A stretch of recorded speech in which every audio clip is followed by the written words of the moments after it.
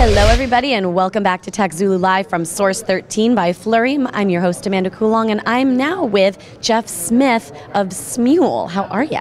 Doing great. How are you? I am good. You know, I was just talking with Diane with Waze, and she said that I need to get more tips and tricks out of you because apparently with Smule, you can talk about getting apps into the top 20. I don't know. So I'm hearing that I need more tips and tricks. Well, I have to tell you, Diane's company is amazing. Waze is just one of the funnest services out there. It's so effective. I love just harnessing the power of the crowd to navigate and identify different things going on. So, yeah, so did that answer your question? No. Okay. Well, we would love... Deflection. Right. We'd love to help everybody else become better competitors to us, but at this time, that's not something that we're necessarily publicizing. But we have been fortunate as a company. We've been around for since Apple launched the App Store, and we've succeeded in launching several successful products.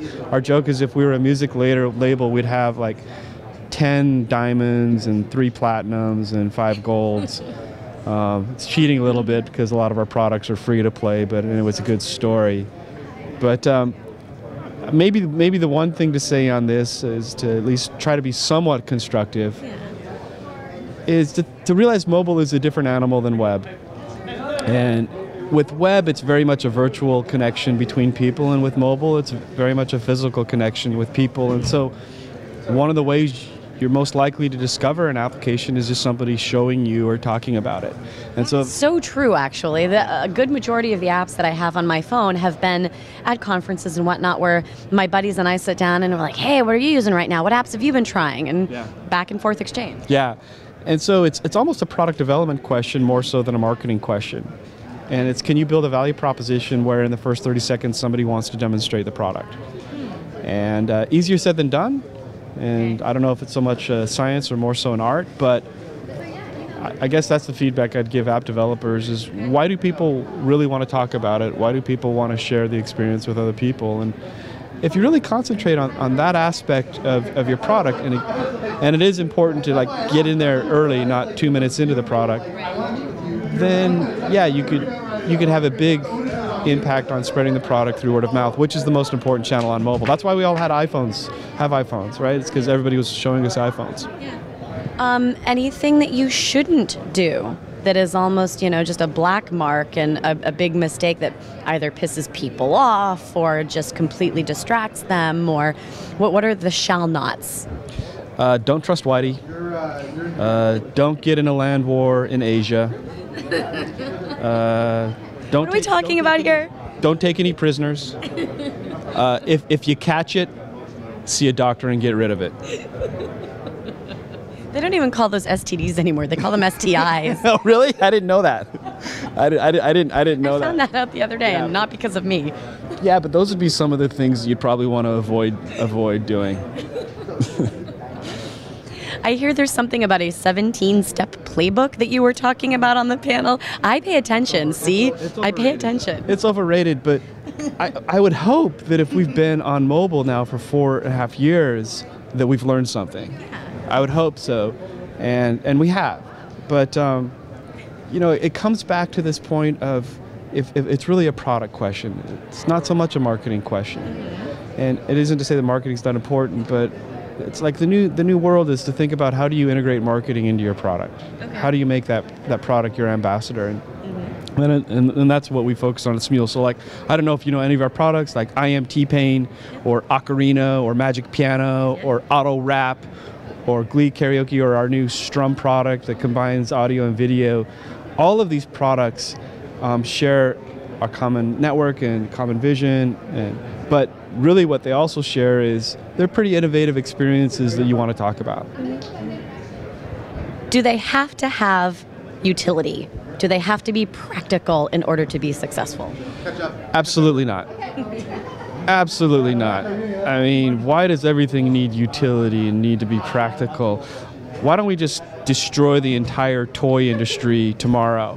Let's replay the cartoon from that Christmas saga where the Baron comes in and takes all the toys away from the children because they're not practical.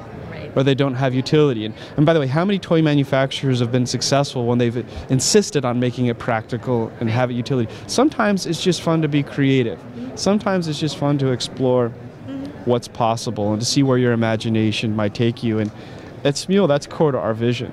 We actually think everyone's creative, and we just want to give them a little nudge, particularly as it relates to music, and see what they could do. And so that's why all of our products have related to allowing people to create music, but in very unusual ways, right? I'm hearing a big mix of art and technology here. Would you agree with that? Right and left brain, art and tech, engineering and art?